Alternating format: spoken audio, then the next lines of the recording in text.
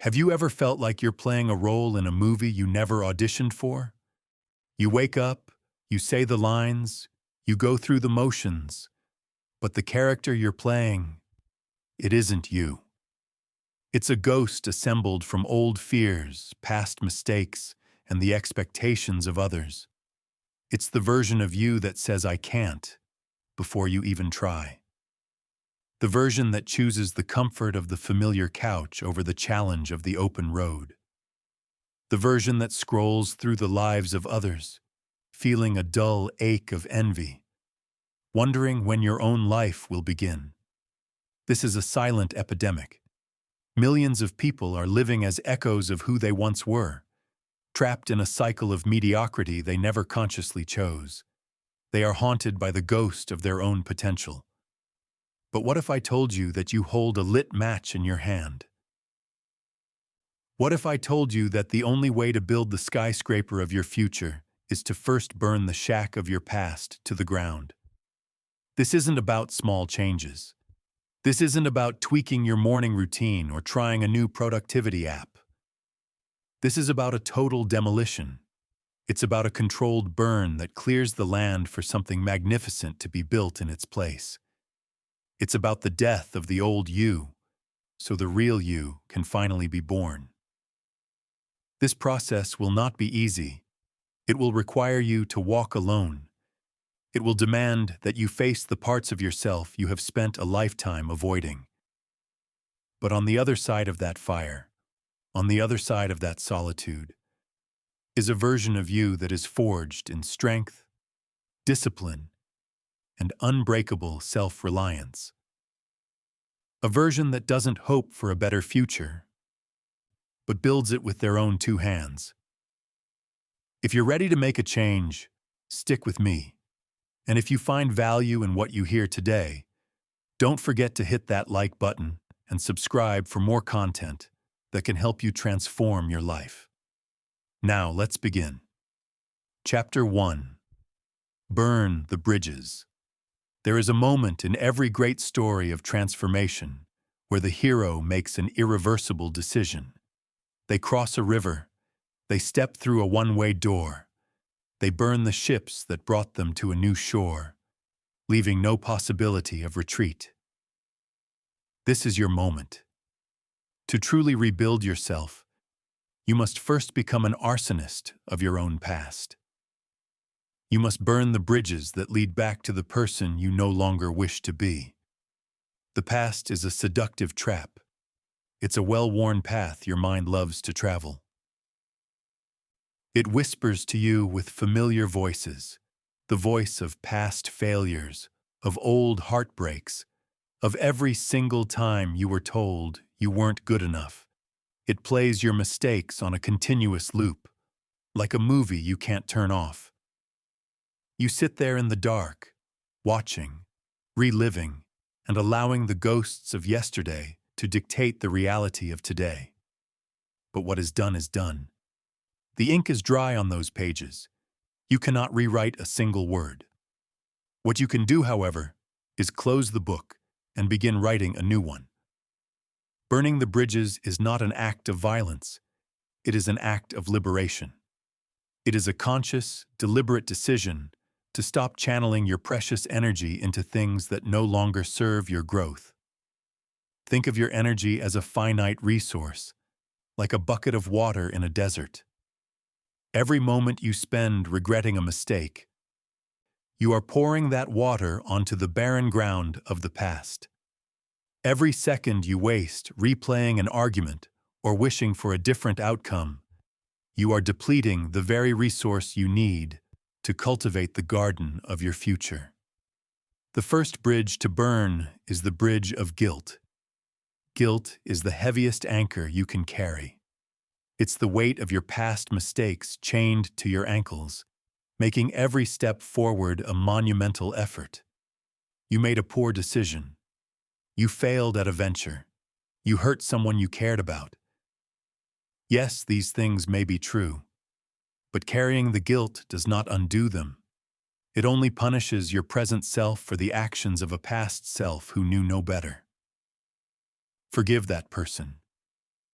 See them not as a villain, but as a necessary part of your journey who taught you invaluable lessons through their errors. Thank them for the lesson, and then let them go. Forgiveness is not for them. It is the key that unlocks your own chains. The second bridge is the bridge of external validation. So many people are stuck in a waiting room, hoping for closure that will never come. They are waiting for an apology, for someone to finally admit they were wrong, for that perfect Hollywood ending to a messy chapter. The truth is, you don't need anyone else's permission to move on. You are the sole authority on your own life. Closure is not something you are given. It is something you create. You create it the moment you decide that your peace of mind is more important than their apology. You create it when you declare that your future is too bright to be lived in the shadow of someone else's past actions. Then there is the bridge connecting you to the people who keep the old you alive. Your friends from your past may not fit into your future. This is a difficult and painful truth. The people who knew you when you were undisciplined, unfocused, and weak may consciously or unconsciously try to keep you that way. Your growth is a mirror that reflects their own stagnation, and that can make people deeply uncomfortable. They might tease you, saying, "Oh, you've changed," as if it's an accusation. They might try to tempt you with old, destructive habits. They may secretly, deep down, be hoping you fail, because your success would invalidate their own excuses for staying the same. You must have the courage to walk away. This is not about arrogance. It is about self-preservation. You are curating an environment for your own evolution, and not everyone gets a pass to enter. Finally, you must burn the bridge of your old habits. The person you used to be was built on a foundation of specific routines. Waking up late, wasting hours on social media, eating food that drained your energy, speaking to yourself with words of doubt and criticism.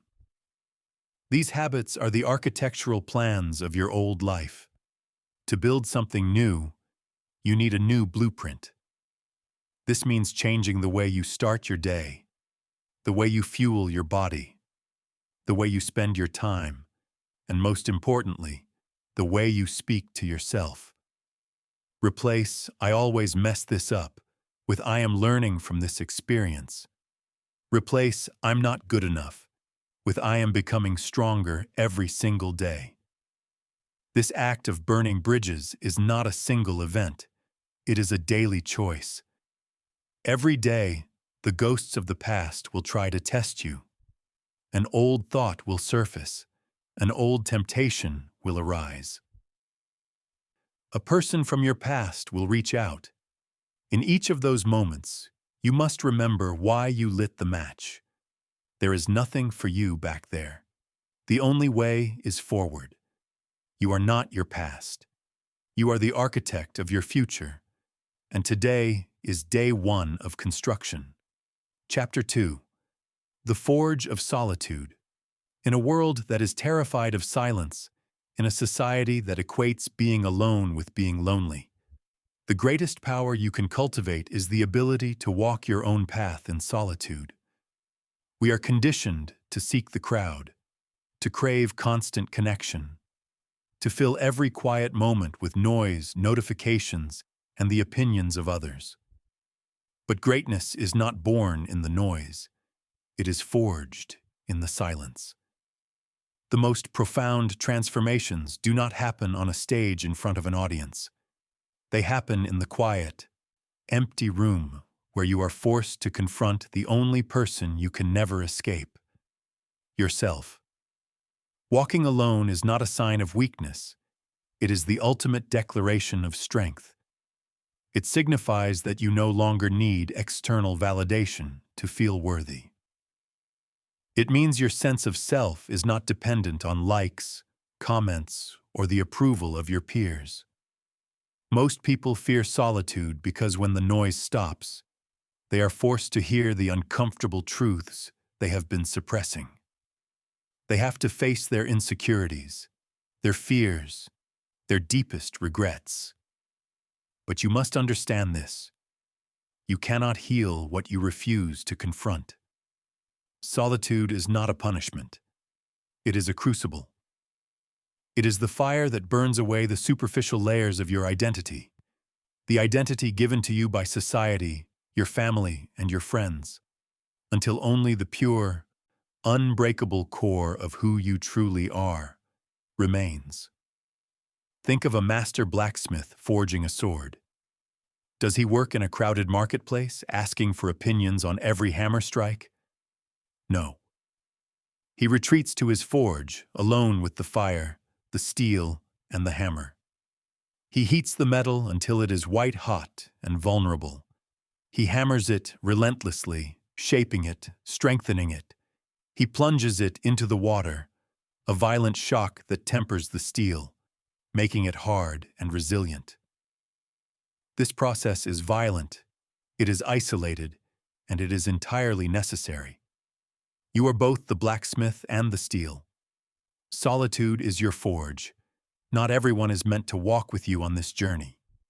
This is a fundamental law of growth. As you begin to evolve, your frequency changes. You start vibrating at a higher level of discipline, focus, and ambition. Many people in your life are simply not tuned to that frequency. They will perceive your focus as arrogance, your discipline as obsession, your silence as rejection. They will try to pull you back down to their level because your ascent illuminates their own refusal to climb. Walking alone is the price of elevation. You must be willing to pay it. Consider the story of a young programmer named Alex. For years, Alex's dream was to build a revolutionary new app. He spent his evenings and weekends with friends, talking about his grand vision. They would offer encouragement, but the next day, they would invite him out for drinks, to parties, to distractions. His progress was slow, fragmented. One day, he made a decision. For 6 months, he would disappear. He deleted his social media apps, politely declined every social invitation, and turned his small apartment into a sanctuary of focus. His friends thought he was depressed or angry. They didn't understand. But in that self-imposed exile, Alex did more in 6 months than he had in the previous 3 years. He was not lonely. He was focused. He was in his forge. When he finally emerged, it was with a finished, functional product that would go on to change his life. His success was born not from the encouragement of the crowd, but from the deafening silence of his own commitment. In solitude, your mind becomes a mirror. You finally see yourself clearly, without distortion. You begin to distinguish your own voice from the chorus of external opinions you have internalized. You discover what you truly want, not what you have been told to want.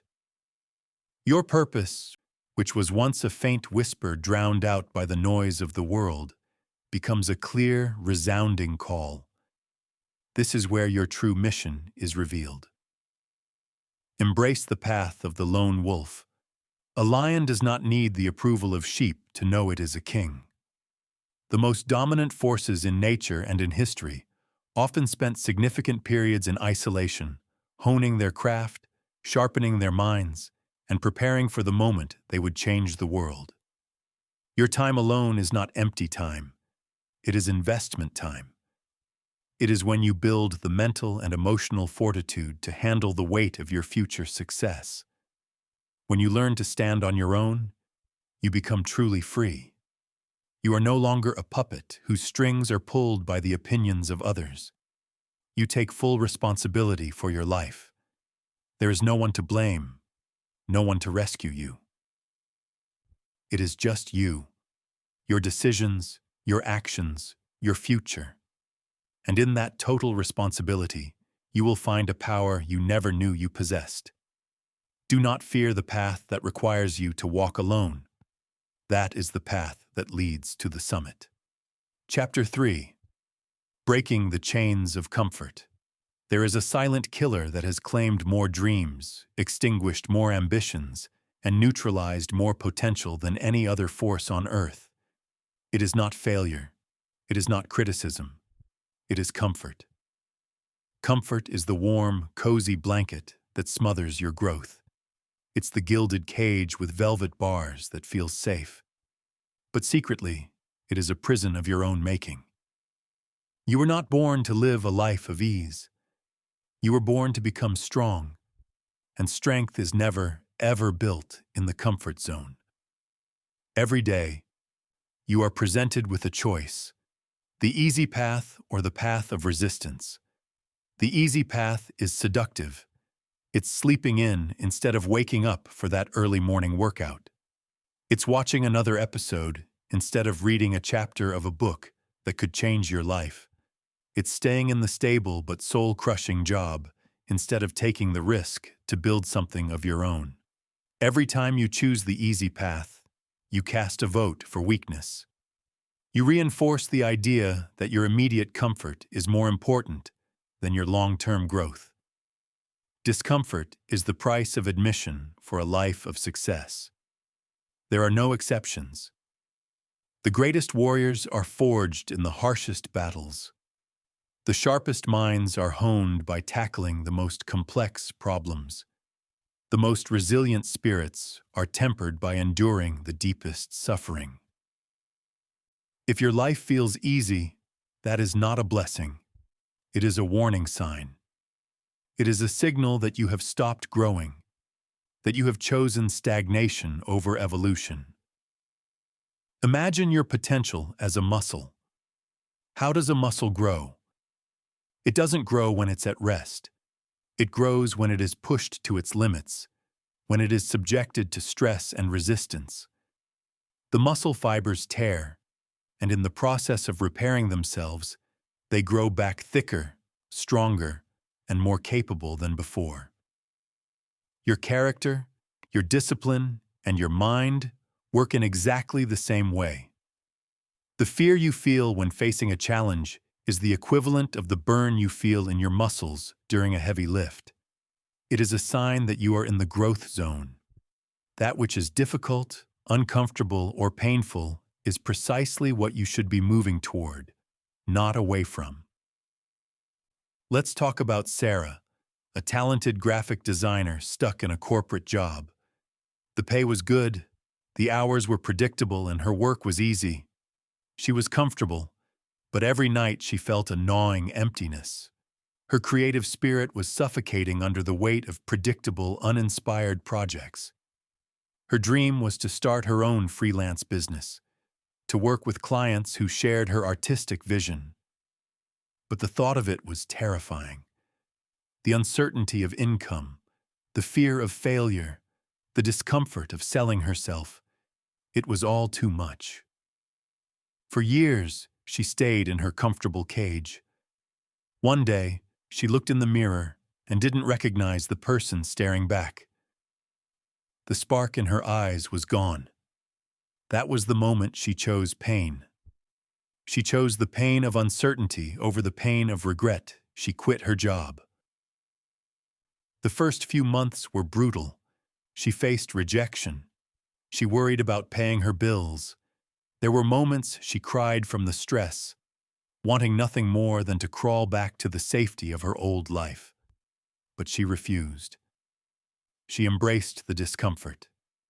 She learned, she adapted, she pushed. A year later, she was running a thriving business, more fulfilled and alive than ever before. The pain she endured was not her enemy. It was the chisel that sculpted her into the powerful creator she was meant to be.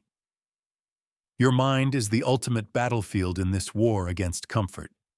It is programmed for survival, and survival means conserving energy and avoiding perceived threats. Anything new or difficult is perceived as a threat. When you try to build a new habit, your brain will scream at you with excuses. I'll do it tomorrow. I'm too tired. I'm not ready. These are not your real thoughts. These are the defense mechanisms of your comfort zone trying to pull you back into the cage. You must learn to recognize this voice of weakness and defy it. Your discipline must be stronger than your excuses. Pain is not just a catalyst. It is a teacher. Every setback, every failure, every moment of struggle contains a lesson. Pain teaches you resilience. It teaches you humility. It teaches you what you are truly made of. When you stop running from pain and start walking through it, you transform it from a source of suffering into a source of fuel. You let it mold you, sharpen you, and build you into someone who is truly unbreakable. The choice is simple, but it is not easy.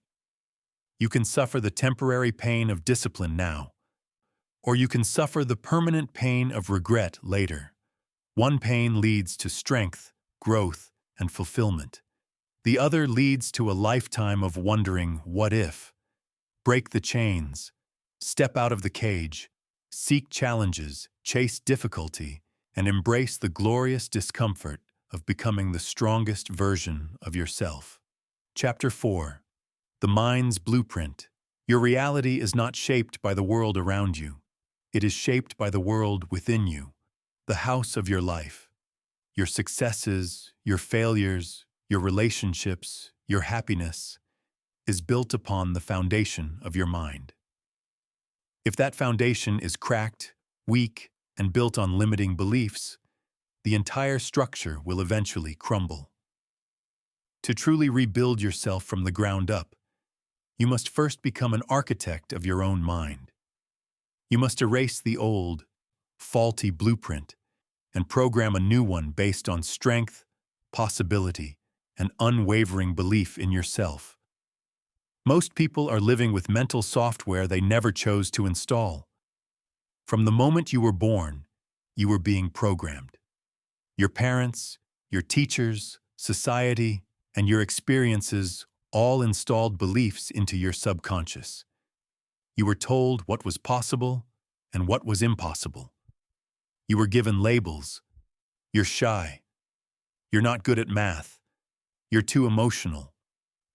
For years, you have accepted this programming as truth. You have mistaken these external opinions for your internal reality. It is time to initiate a system-wide delete. It's time for a factory reset. This reprogramming begins with a single, powerful act: awareness. You cannot change a thought pattern you do not recognize. For the next week, become a detective of your own mind. Carry a small notebook or use a notes app on your phone, and every time you catch yourself thinking a negative, limiting thought, write it down. I can't do this. I'm going to fail. I'm not good enough. At the end of the week, look at that list. This is the code of your old programming. These are the invisible chains that have been holding you back. Once you have identified these beliefs, you must challenge them. You must put them on trial. For every limiting belief, ask yourself 3 questions. 1. Where did this belief come from? Was it something a parent said? A failure you experienced as a child? 2. Is this belief an objective, undeniable fact, or is it just an interpretation? The belief, I failed a test, is a fact. The belief, I am a failure, is a toxic interpretation. 3. How does holding on to this belief serve me? Does it keep me safe in my comfort zone? Does it give me an excuse not to try? You will quickly realize that most of your limitations are not walls. They are illusions. They are ghosts you have allowed to haunt the hallways of your mind. Now, the reprogramming begins. It happens through conscious and relentless repetition. Your words are the programming language of your mind. Every time you speak, you are writing code. If you constantly say, "This is too hard," your brain will search for evidence to confirm that belief, and will shut down problem-solving pathways. You must intentionally replace the old code with new, empowering commands. Instead of "I can't," your new command is "I will figure it out." Instead of "I'm not good enough," your new command is "I am becoming more capable every day." This isn't just positive thinking. It is active, cognitive restructuring. Visualization is one of the most powerful tools in this process. Your subconscious mind cannot distinguish between a real experience and a vividly imagined one. If you constantly visualize yourself failing, you are rehearsing for failure. But if you take 10 minutes every single day to close your eyes and vividly imagine yourself as the person you want to become, confident, disciplined, successful, you are creating new neural pathways. You are literally rewiring your brain to make that identity your new default setting. See yourself acing the interview. Feel the confidence as you walk into the room. Hear the congratulations. Make it real in your mind, and your mind will begin to make it real in your life. Your habits must align with this new blueprint. You cannot program a mindset of a champion while living the habits of an amateur. Your actions are the proof that solidifies your new beliefs. If you want to believe you are disciplined, you must act with discipline, even when you don't feel like it. Every time you choose to wake up early, to do the workout, to finish the task, you are sending a powerful message to your subconscious. This is who I am now. Action is the bridge between the mind and reality. Failure is no longer a stop sign. It is a signpost. The old you feared failure because it confirmed your limiting beliefs. The new you, with your reprogrammed mind, welcomes failure. Why?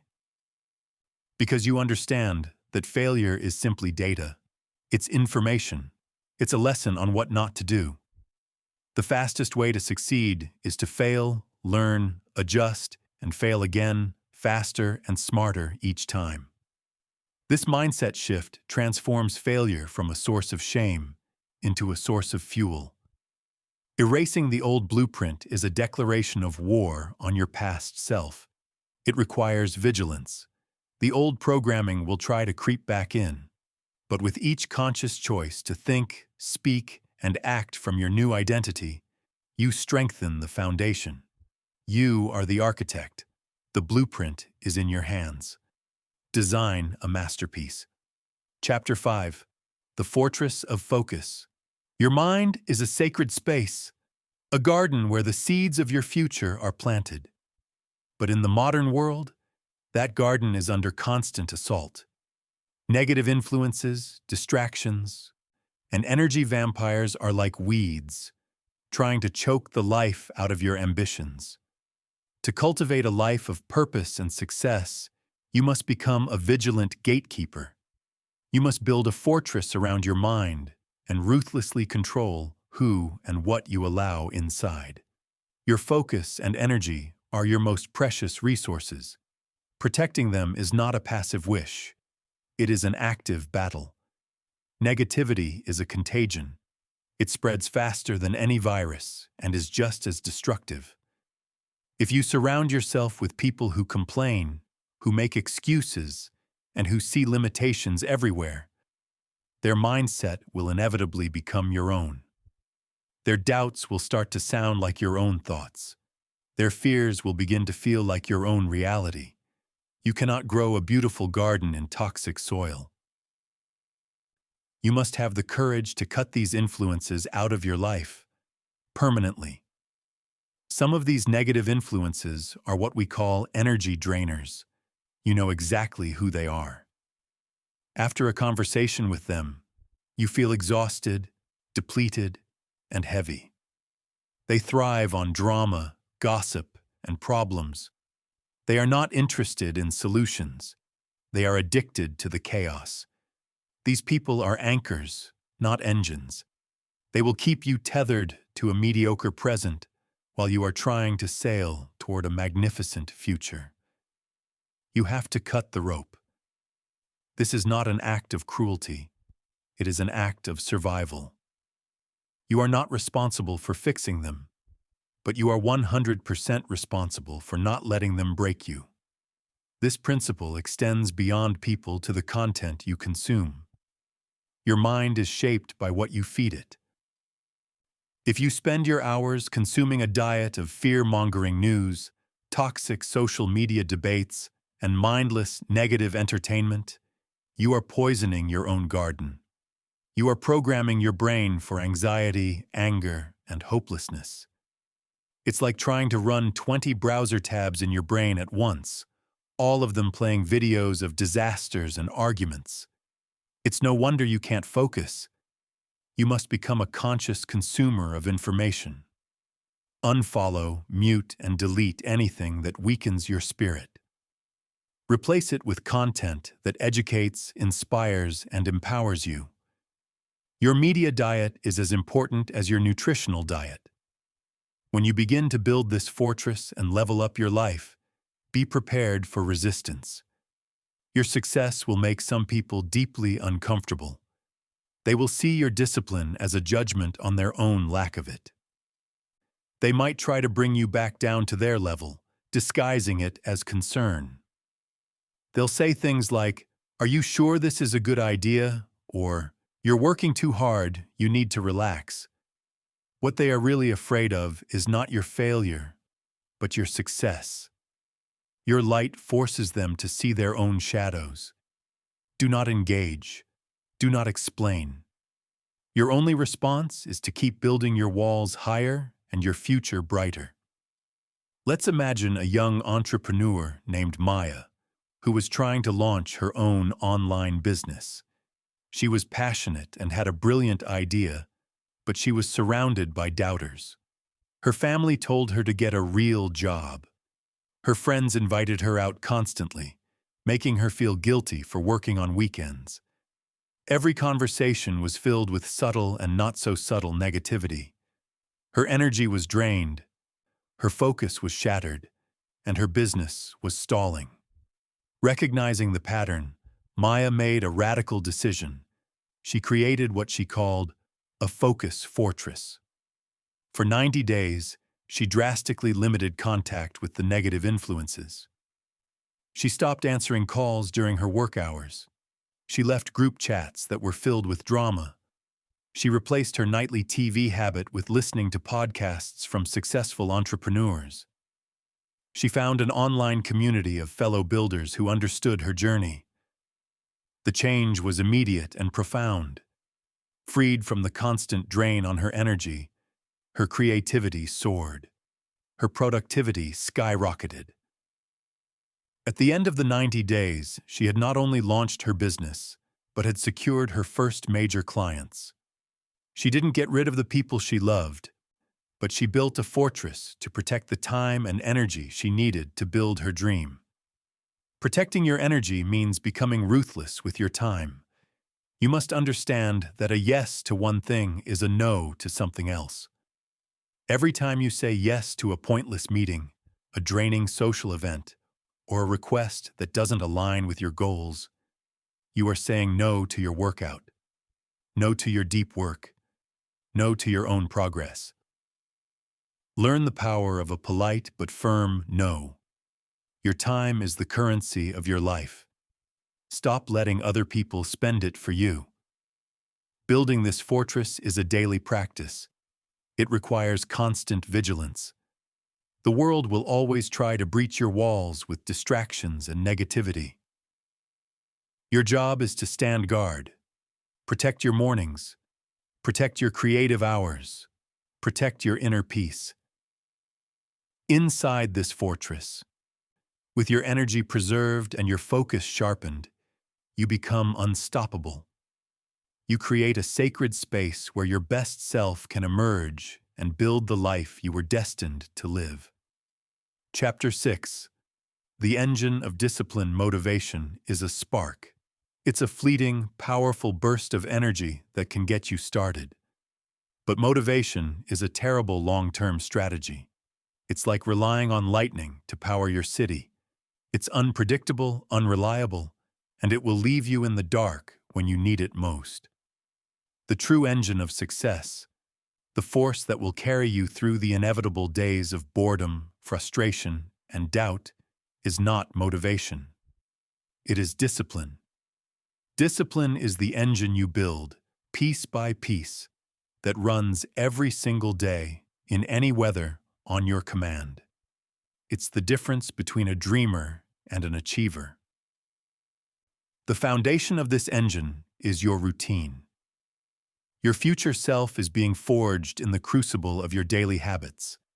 The small, seemingly insignificant actions you take every day are compounding over time, either for you or against you. There is no neutral ground. A life without a structured routine is a life left to chance, tossed about by the whims of your moods and the demands of others. A life built on a powerful routine is a life of intention, a life under your control. Success is not found in a single heroic leap. It is found in the 1,000 small, consistent steps you take when no one is watching. An unbreakable routine removes the most draining part of any process, the decision-making. When you have a routine, you don't wake up and ask yourself, "Should I work out today?" The decision is already made. You don't wonder, "Should I work on my most important task?" It is already scheduled. This automation of excellence frees up your mental energy to be used on the work itself, not on the negotiation with your weaker self about whether to do the work. Let's build this engine, starting with the ignition, your morning routine. The first hour of your day sets the trajectory for the next 16. If you begin your day in reactive mode, grabbing your phone, scrolling through social media, checking emails, you are starting with chaos. You are allowing the world's agenda to hijack your own before you've even had a chance to set it. But if you begin with a disciplined, proactive routine, hydrating, moving your body, reading something that inspires you, planning your top 3 priorities, you start the day with a victory. You begin with control. Win the morning, and you win the day. The fuel for this engine is a relentless work ethic. This isn't about working yourself to the point of burnout. It's about developing an obsession with progress. It's about doing what others are not willing to do. While they are hitting the snooze button, you are lacing up your running shoes. While they are complaining about their circumstances, you are acquiring new skills. While they are seeking comfort, you are embracing the grind. Consider the story of 2 writers, both equally talented. One, let's call him Tom, only wrote when he felt inspired. He waited for the muse to strike. Some weeks he would write for 10 hours in a feverish burst. Other weeks, he wouldn't write a single word. The second writer, Maria, treated her writing like a job. Every single morning, from 6 a.m. to 8 a.m., she sat at her desk. Some days the words flowed effortlessly. Other days, she struggled to write a single coherent paragraph. It was often tedious and boring, but she showed up every single day. After 5 years, Tom had a collection of unfinished manuscripts and a lingering sense of frustration. Maria had published 3 novels. It wasn't about talent. It was about the engine. Maria had built an engine of discipline that ran every day, while Tom was still waiting for lightning to strike. Discipline is built through repetition. It's a muscle. The first few times you force yourself to do something you don't feel like doing, it will be incredibly difficult. Your mind will resist. But each time you follow through, you strengthen that muscle. Over time, what once required immense willpower becomes second nature. This is the magic of consistency. It transforms difficult actions into automatic habits. Your routine should be designed for sustainability, not for a short-term, heroic effort. Don't try to change 20 things at once. Start with one key habit. Master it. Make it non-negotiable. Then, add another. This is the principle of stacking. Small, consistent wins build momentum, and momentum is the force that makes the engine unstoppable. Embrace the boring work. Success is not always exciting. In fact, most of it is built during the monotonous, repetitive, unglamorous hours. It's the athlete practicing the same drill for the 1,000th time. It's the musician playing scales over and over. It's the entrepreneur sending cold emails day after day. The ability to find satisfaction in the process, not just the outcome, is the hallmark of a true professional. Fall in love with the grind, and the results will take care of themselves. Your work ethic is the ultimate form of self-respect. When you honor the commitments you make to yourself, you are sending a profound message. I am worthy of my own goals. I am serious about my own potential. Stop waiting for motivation. It's a fair-weather friend. Instead, build the all-weather engine of discipline. Build your routine, fuel it with a relentless work ethic, and let it carry you to destinations you once only dreamed of. Chapter 7. Mastering the Inner Storm. Within every one of us, there is a constant, raging storm. It is the storm of our emotions: anger, fear, frustration, doubt, and desire. Most people spend their entire lives being tossed around by this storm, their actions dictated by the unpredictable winds of their feelings. They react impulsively when angry. They freeze when fearful. They procrastinate when they feel unmotivated. They are slaves to their inner weather. But true power, the kind of power that creates empires and forges legacies, is not the absence of this storm. It is the ability to stand calmly in its eye, to acknowledge the chaos, and to choose your actions with cold, calculated logic. This is the art of emotional control. Discipline, at its core, is the act of divorcing your actions from your feelings. It is the commitment to do what needs to be done, whether you feel like it or not. The amateur waits for the right mood. The professional shows up regardless of their mood. Think about it. If you only went to the gym when you felt motivated, how often would you go? If you only worked on your business when you felt inspired, how much progress would you make? Your feelings are fleeting and unreliable passengers. They should never, ever be allowed to grab the steering wheel of your life. Mastering your emotions begins with creating a space between stimulus and response. When something happens, someone insults you, you receive bad news, a project fails, the immediate instinctual reaction is emotional. A surge of anger, a wave of panic, a pit of despair. The undisciplined person acts immediately from that emotional peak. They send the angry email. They make a panicked decision. They give up. The master of their emotions, however, has trained themselves to pause. In that pause, which may only last for a single deep breath, they create a space, and in that space lies the power to choose. They can choose to respond with logic instead of rage. They can choose to analyze the situation instead of panicking. They can choose to learn from the failure instead of surrendering to it. That small space is the birthplace of all wisdom and strength. Consider a high-stakes poker player. The amateur player is easy to read. When they get a good hand, they get excited.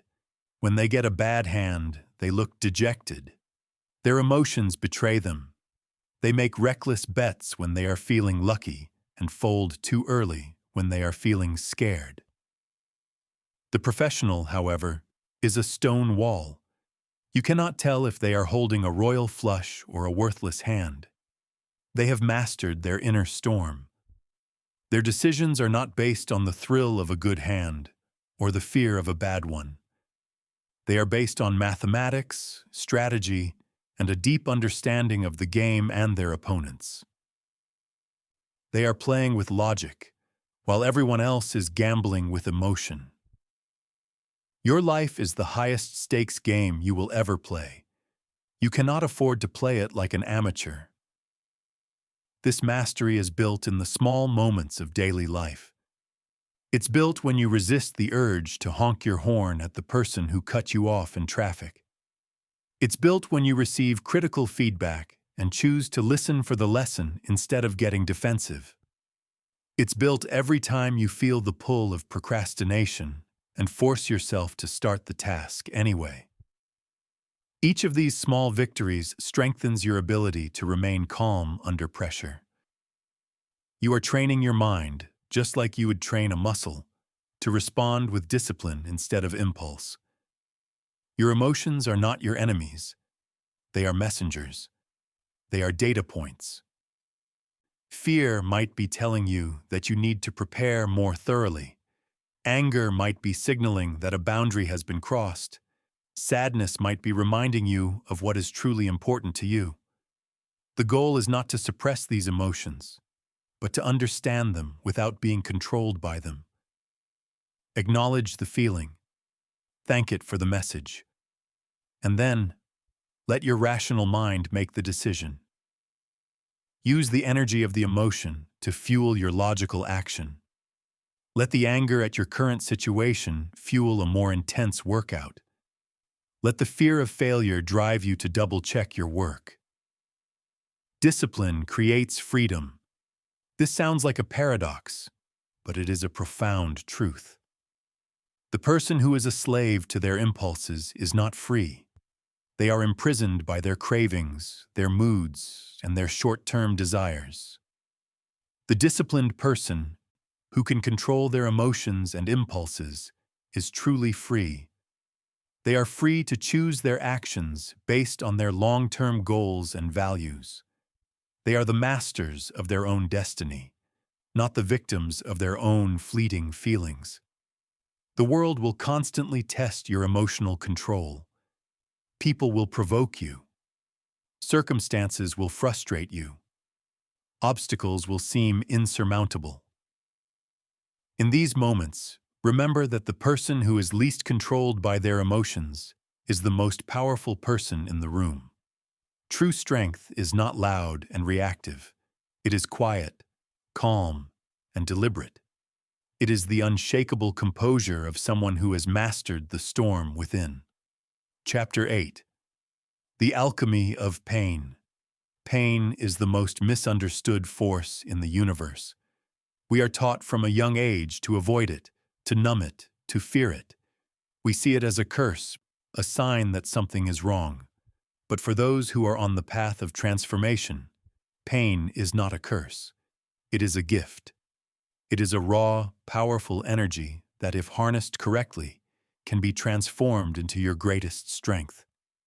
This is the alchemy of personal growth, turning the lead of your suffering into the gold of your power. Every struggle you face, every hardship you endure, every failure that brings you to your knees is a teacher in disguise. Pain is a spotlight. It illuminates your weaknesses, it reveals your attachments, and it shows you exactly where you need to grow. Comfort teaches you nothing. Ease builds nothing. It is only in the crushing pressure of adversity that the diamond of your character is formed. The same fire that melts butter forges steel. The pain you are experiencing will either dissolve you or define you.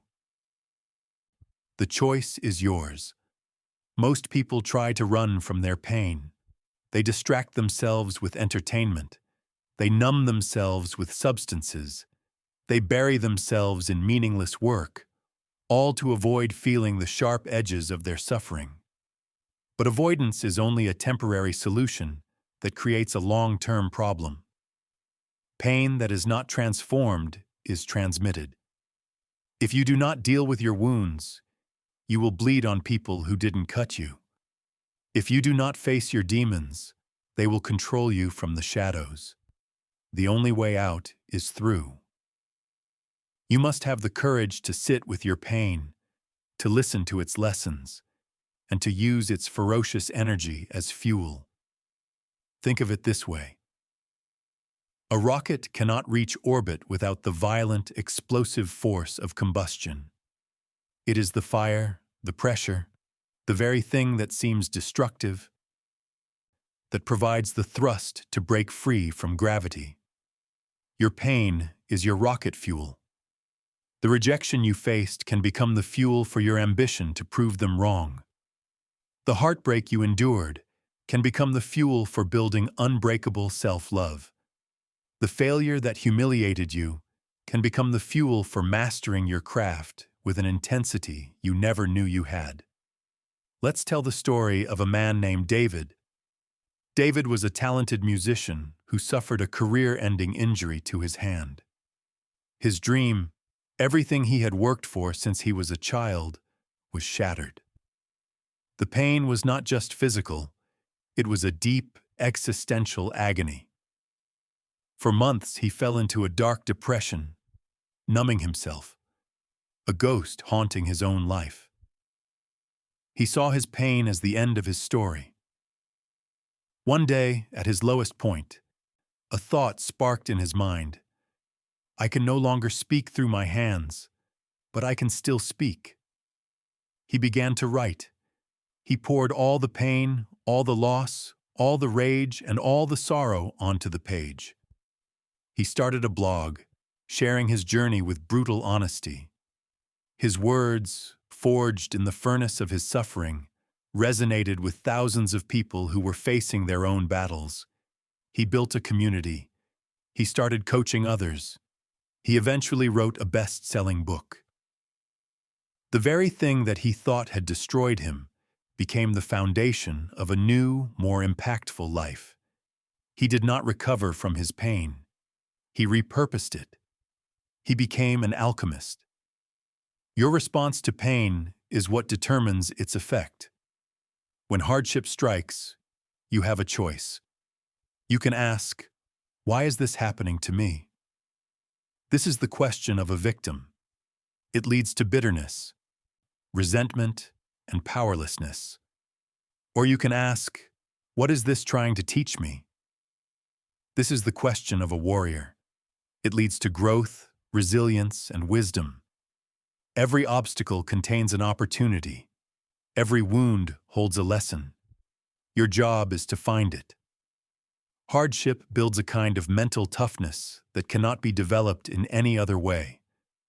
When you have walked through the fire of real suffering and come out the other side, the small, everyday annoyances of life lose their power over you. A rude comment, a traffic jam, a minor setback.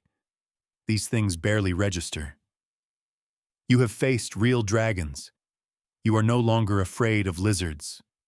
This resilience, this inner fortitude, is one of the greatest treasures you can unearth from the dark mines of your pain. Do not pray for an easy life. That is a prayer for weakness. Pray for the strength to endure a difficult one. The deepest moments of your life will not be the comfortable ones. They will be the ones that break you open, forcing you to rebuild yourself into someone stronger, wiser, and more compassionate than you were before. Stop seeing your pain as an obstacle on your path. Your pain is the path. Embrace it. Use it. Let it carve you into the masterpiece you were born to become. Chapter 9. The Declaration of Self-Reliance. There is a single, brutal truth that, once fully accepted, will unlock a level of power and freedom you have never known. It is this: no one is coming to save you. There is no mentor who will appear with all the answers. There is no perfect opportunity that will fall into your lap. There is no partner, no friend, no family member who can do the work for you. The person you have been waiting for, the hero of your story, is you. The moment you stop looking for a savior and realize you are the one you've been waiting for is the moment your true life begins. This is your declaration of independence. We are raised on stories of rescue. The knight in shining armor, the benevolent guide, the lottery ticket that changes everything. This narrative fosters a subtle but crippling mindset of dependence. It teaches us to wait, to hope, to look for external solutions to our internal problems. But relying on others for your success, your happiness, or your validation is like building your house on someone else's land. At any moment, they can sell the property and leave you homeless. To be truly unbreakable, you must build your foundation on the bedrock of your own capabilities. Self-reliance is not about rejecting help or isolating yourself from the world. It is about eradicating the need for external validation and support. It's the difference between wanting a partner and needing one. It's the difference between appreciating advice and being paralyzed without it.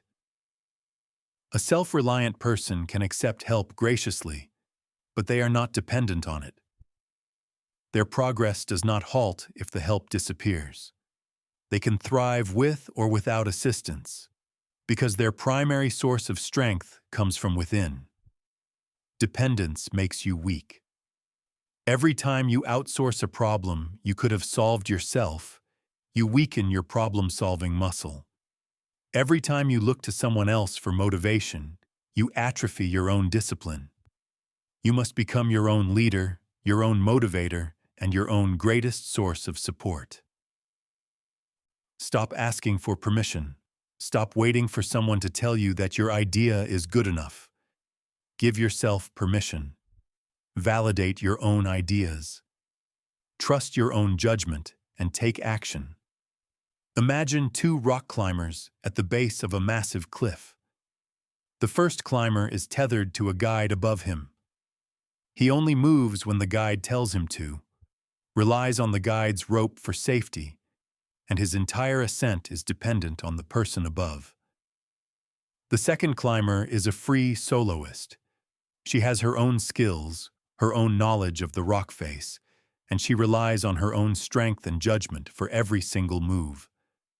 Her climb is far more dangerous, yes, but it is also entirely her own. Her success or failure rests solely on her own shoulders. This forces a level of focus, presence, and capability that the dependent climber will never develop. In life, you must train to be the free soloist. You must develop the skills, the mindset, and the discipline to make the climb on your own. Emotional self-reliance is perhaps the most crucial form of independence. If your happiness is contingent on someone else's approval, you will live your life as an emotional yo-yo, constantly rising and falling based on the opinions of others. You will contort yourself into shapes that are not your own just to please them. But when you learn to generate your own sense of worth, when you find peace and fulfillment in your own company, you become immune to the judgment of the world. No criticism can break you, and no praise can inflate you, because your stability is internal. Taking full responsibility is the cornerstone of self-reliance. This means no more blaming. You don't blame your past, your circumstances, your boss, or the economy for your lack of progress. You accept that your life right now is the sum total of your choices and your responses. This is not meant to be a burden. It is the ultimate empowerment. If you are responsible for creating your current reality, then you have the power to create a new one. The moment you stop pointing fingers and start looking in the mirror is the moment you reclaim your power. You are your greatest asset. Your skills, your knowledge, your resilience, your discipline, these are the only things that can never be taken away from you. Invest in them. Become a learning machine. Develop skills that make you valuable and independent. Learn to manage your own finances, to fix your own problems, to calm your own anxieties. Build yourself into a fortress of capability. The world rewards those who take initiative. It does not reward those who wait. Stop waiting. No one is coming. It's you. It has always been you. Pick up the tools, draw the blueprints, and start building the life you want, brick by sovereign brick. This is your work to do, and your glory to claim. Chapter 10. The Art of Silent Execution. In a world obsessed with broadcasting every thought, every meal, and every minor accomplishment, one of the most potent and overlooked strategies for success is to move in silence. The loudest person in the room is rarely the most powerful. True power is quiet. It doesn't need to announce its intentions. It doesn't seek validation before it acts. It builds in the shadows and lets the results make the noise. Mastering the art of silent execution protects your energy, sharpens your focus, and makes your success undeniable. Talking about your goals can be a dangerous form of procrastination. When you tell people your grand plans, your brain releases a small amount of dopamine, the same chemical associated with reward. It feels good. Your brain gets a tiny taste of the satisfaction of achievement, which can subtly reduce your motivation to do the actual difficult work required to achieve the goal. You start to confuse talking about the work with doing the work. Silence is the antidote. It keeps you hungry. It keeps your focus on execution, not on the performance of ambition. Not everyone who listens to your dreams is cheering for you. Some will doubt you, projecting their own fears and limitations onto your vision. Some will be secretly envious, hoping you fail. Others may even try to sabotage you. Every time you share your plans, you invite a flood of external energy, positive and negative, into your process. This creates noise. It creates pressure. It distracts you from the only thing that matters: the work. Moving in silence is like building a greenhouse for your goals. It protects them from the harsh weather of other people's opinions, allowing them to grow strong and healthy in a controlled environment. Think of a special forces team on a critical mission. Do they post their plans on social media? Do they call a press conference to announce their strategy? Of course not. They operate in complete secrecy. Every move is calculated, precise, and unknown to the enemy. This silence is their greatest strategic advantage. In your own life, your enemies are distraction, doubt, and mediocrity. By moving in silence, you give them no target to attack. You become unpredictable. Consider the story of an athlete preparing for a championship. While her rivals are giving interviews, posting training montages, and talking about how hard they are working, she disappears. She goes dark. For months, she is in the gym before sunrise and studying game film late into the night. No one hears from her. People start to wonder if she has lost her edge. They underestimate her. Then, on game day, she steps onto the court a completely transformed player. She is faster, stronger, and smarter than anyone anticipated. She dominates the competition. Her victory was not secured on game day. It was secured in the thousands of silent, unseen hours she invested while everyone else was talking. Her results were so loud, they silenced all the speculation. Your growth is not a reality show. It is a deeply personal and sacred process. You do not need an audience for it to be valid. In fact, the most profound growth often happens when you are working for an audience of one, yourself. When you detach from the need for external applause, you tap into a purer, more powerful form of motivation. You do the work because you are committed to your own evolution, not because you crave the approval of others. Silence also gives you a powerful advantage. It allows you to manage expectations. When you work privately, no one knows what you're building. They can't judge your progress. They can't tell you you're moving too slowly. You are free to experiment, to fail, to pivot, and to refine your approach without the pressure of external scrutiny. Then, when you finally choose to reveal your work, you do it from a position of strength and completion. You present the finished masterpiece, not the messy, chaotic process of its creation. Let your actions be so bold that they require no introduction. Let your success be so profound that it needs no explanation. While others are busy crafting the perfect announcement, you be busy crafting the perfect product. While they are seeking followers, you be seeking mastery. The world is full of noise and empty declarations. Be the quiet force of nature that changes the landscape without a sound. Work in the dark, and when the time is right, your success will be the dawn that everyone is forced to witness. Chapter 11. The Unbreakable Vow. In the journey of transformation, you will face many enemies. You will battle comfort. You will fight distraction. You will confront the ghosts of your past. But your final, most formidable adversary will be the whisper in your own mind that says, "Quit." It is a seductive voice. It promises relief from the pain, an end to the struggle, a return to the ease of mediocrity. The single greatest determinant of your success in life will be your ability to answer that voice with a resounding, non-negotiable no. This is the unbreakable vow, the commitment to never, ever quit. Winners and losers experience the same desire to quit. The pain of a brutal workout feels the same for the champion as it does for the person who gives up. The frustration of a setback is felt just as acutely by the successful entrepreneur as it is by the one who closes their business. The difference is not the absence of the desire to quit. It is the response to it. Quitting is not an event. It is a skill.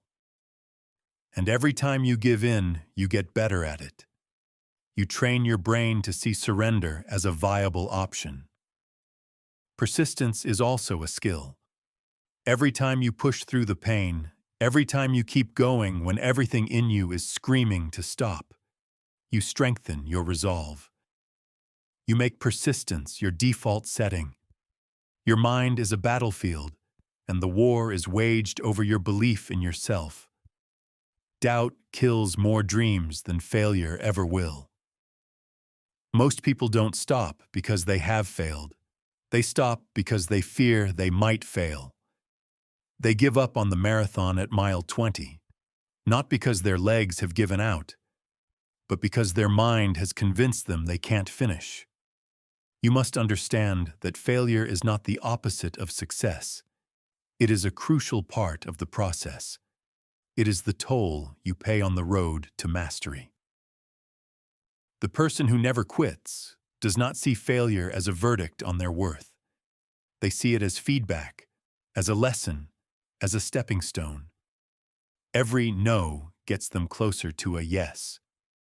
Every fall teaches them how to stand up stronger. The world is designed to reward short-term thinking. We want instant results, overnight success, a magic pill. But anything worthwhile takes time.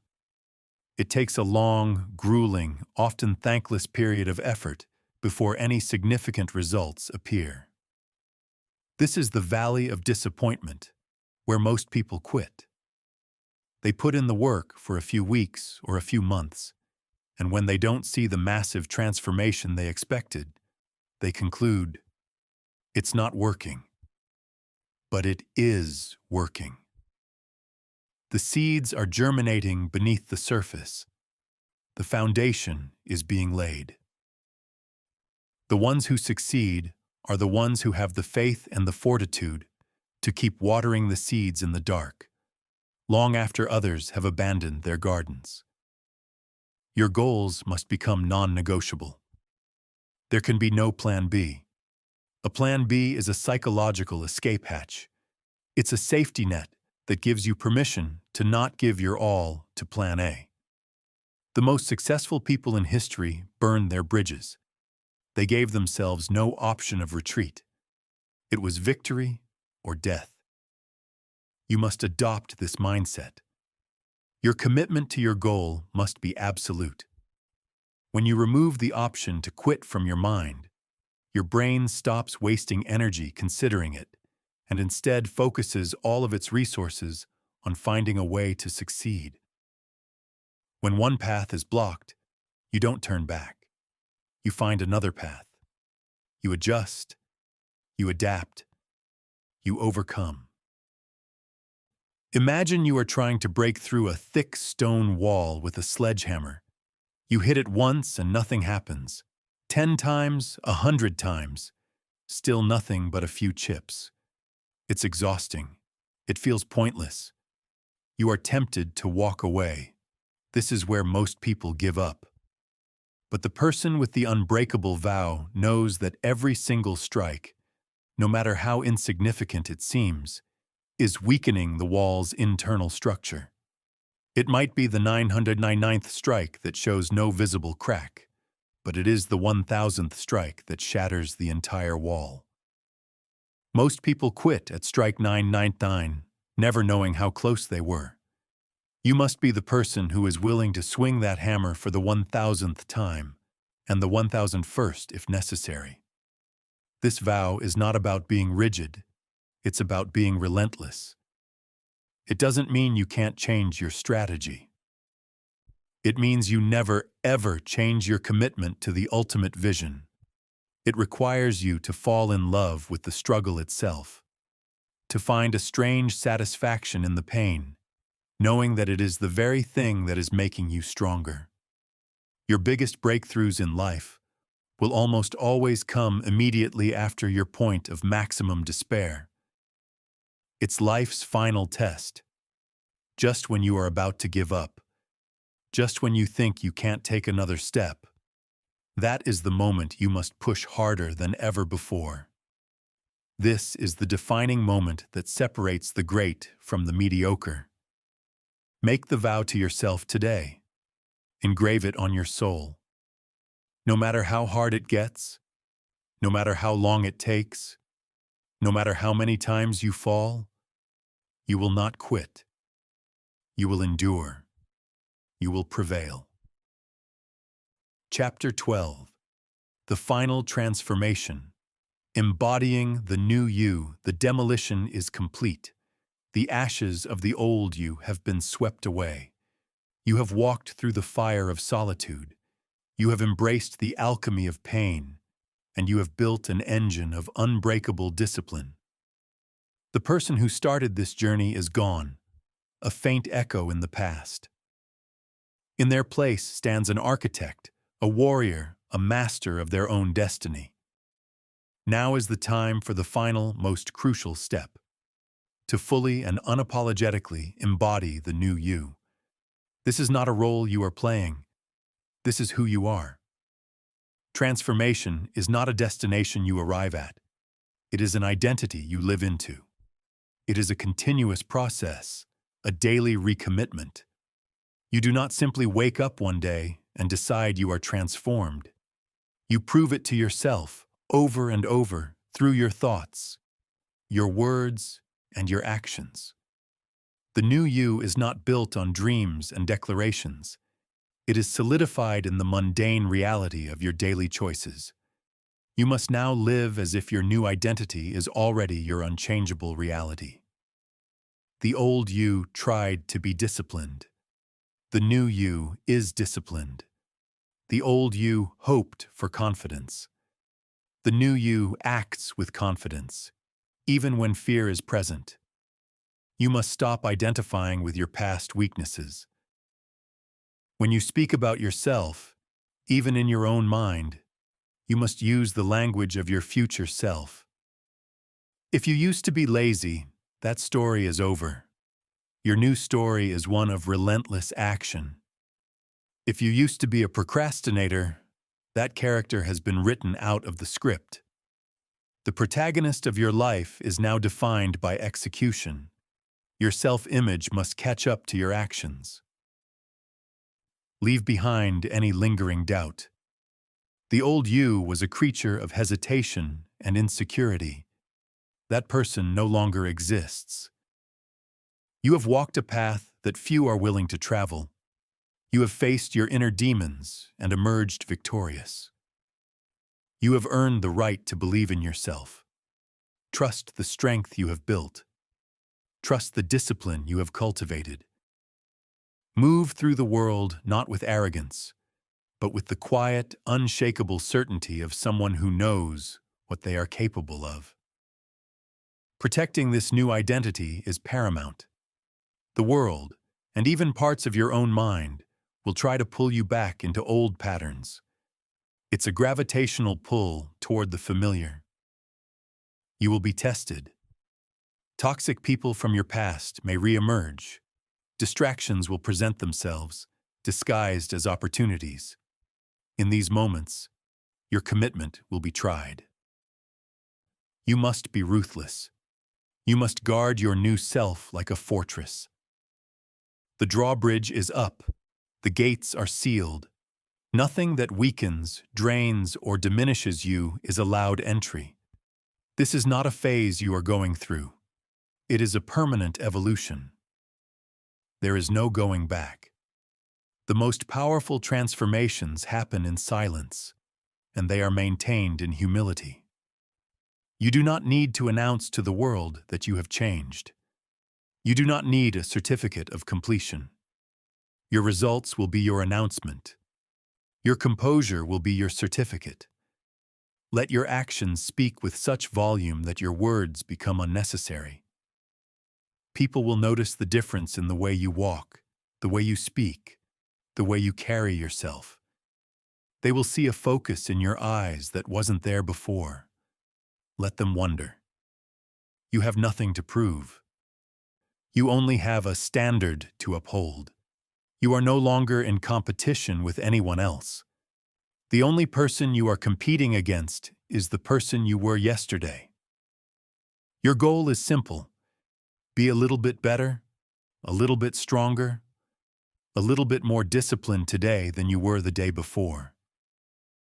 This relentless pursuit of incremental progress is the secret to lifelong growth. The journey is not over. In many ways, it has just begun. Becoming the best version of yourself is not a single act of creation. It is a lifetime of artistry. You will continue to refine, to improve, to level up. The person you were is a memory. The person you are becoming is a force of nature. You have taken the raw materials of your past, the pain, the failures, the weaknesses, and you have built something magnificent. You have proven that change is not just possible, but that you are its living embodiment. This is the beginning of your legacy. You are not the clay. You are the sculptor. Now, pick up your tools and build your masterpiece.